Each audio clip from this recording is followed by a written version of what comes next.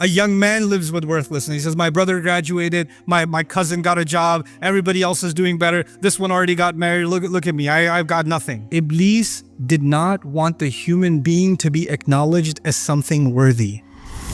There's a discussion about Lam that I had with a notable scholar many years ago, and I was surprised that a few months ago he agreed with what I said about this. And I'll talk about that in a little bit, but I want you to focus first on the first piece of this conversation.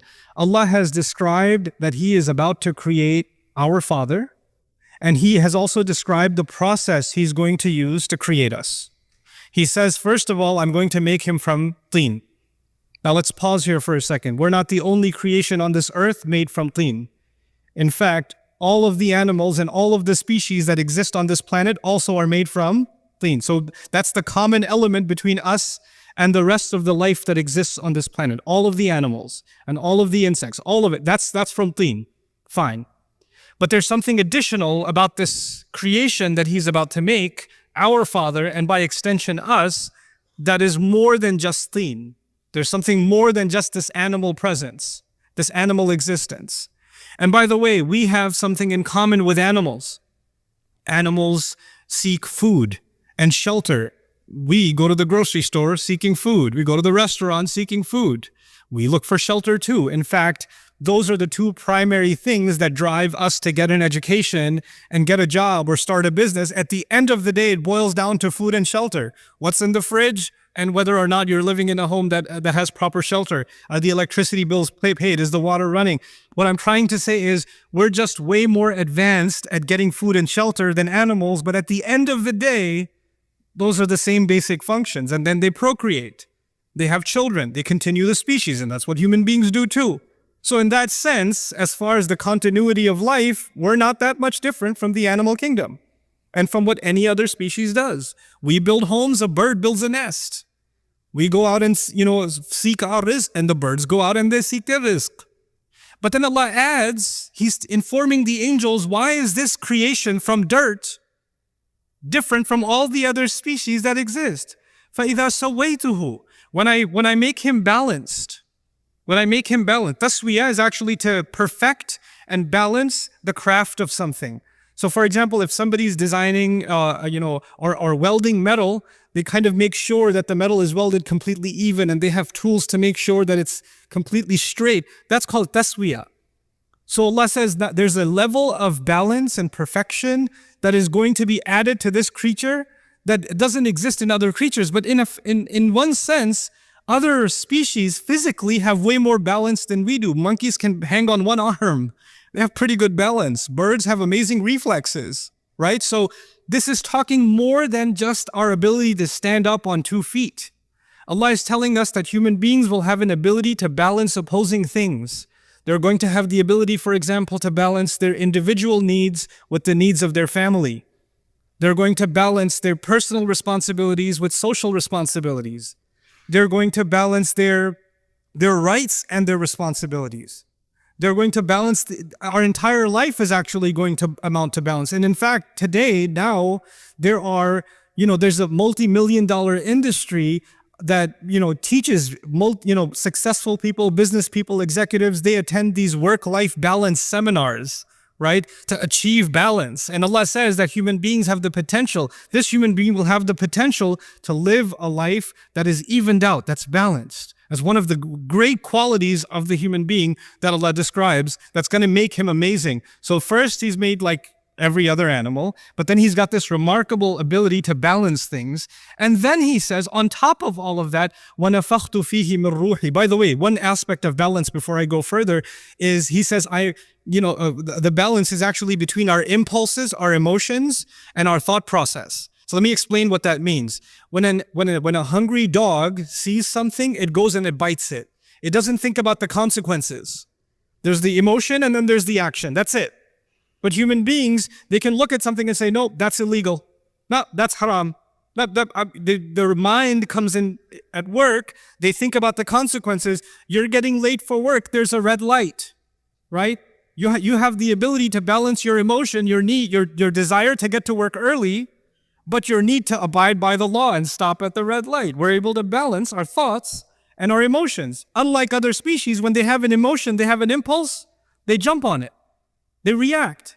But we can think about the consequences. We can think about the long term. We can hold ourselves back. That's actually one of the great names of our intellect in the Quran is Al-Hijr and An-Nuha. These are words that are used to describe our intellect. And the Hijr means a boulder, a rock, because a rock is a barrier to moving forward. And An-Nuha is prevention, because our mind prevents us from doing stupid things.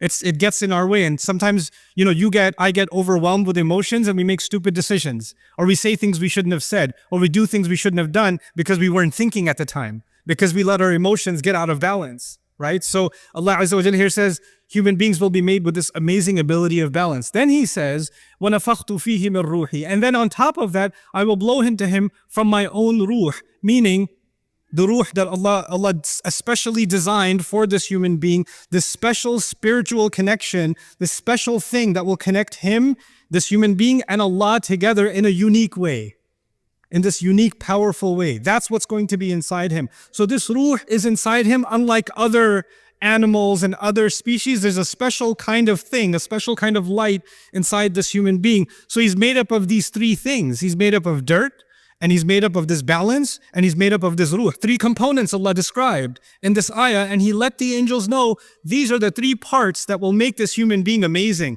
And when these three things come together, then فَقَعُوا لَهُ سَاجِدِينَ, then fall into sajda.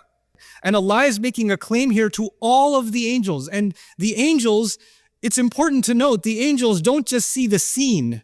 The angels are creatures of the unseen. So what is invisible to us, like the arsh of Allah, what is invisible to us like the jinn, what is invisible to us like the secrets of the skies, many of them, the angels, they travel through the skies. So we can be amazed by a mountain or an ocean or a waterfall, the seen world, that amazes us. When somebody studies the universe and looks through an electron microscope, they can be amazed by the vastness of the seen universe. Can you imagine? Add to the seen universe those that have seen the unseen also. How much more amazed by what Allah does are they? And then on top of that, they get to communicate directly with Allah. Allah talks directly to the angels. They're not like us. They have direct back and forth communication with Allah. And Allah is telling them that this creature is so incredible. Of all the vast universe that He created, of all the things that He put in this remarkable seen and unseen kawn, He says this one thing is so powerful that every last one of you should be overwhelmed at what Allah has done when He created Adam. That you should fall into sajda. You should just be like in awe of this incredible miracle of Allah that deserves that all of the angels of Allah, فَسَجَدَ الْمَلَائِكَةُ كُلُّهُمْ أَجْمَعُونَ, all of them, all together fell into sajda. The thing is, when the staff of Musa alayhi salam incident happened, a few magicians fell into sajda. When a few people heard the Quran, a few, the disbelievers fell into sajda, or some Christians fell into sajda. You find some fall into sajda. And you find in this one incident, every angel that Allah ever created is commanded to fall into sajda. How big of a miracle, how big of a deal is the creation of Adam alayhi salam? How powerful is this creation? When you contemplate that, and again, Adam has not been created yet. This is just the announcement. Why should you be so amazed? What deserves this sajda? What warrants it? Why should they fall on their faces? Well, it's because of these three things. إِنِّي خَالِقٌ بَشَرًا مِّن طِينٍ فَإِذَا سَوَّيْتُهُ وَنَفَخْتُ فِيهِ مِنْ رُوحِي. Then fa السببية, therefore or thereafter fall into sajda. The fa could be sababiyah too. Thus you will fall into sajda before Him. So now this announcement is made.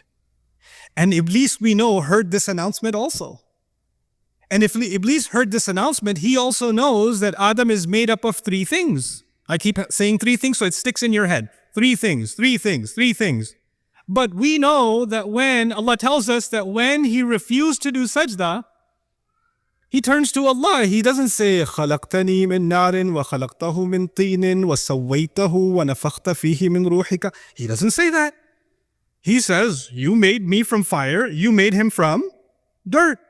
That's just one of those three things, isn't it? There's two more things. And he knows about those two other things.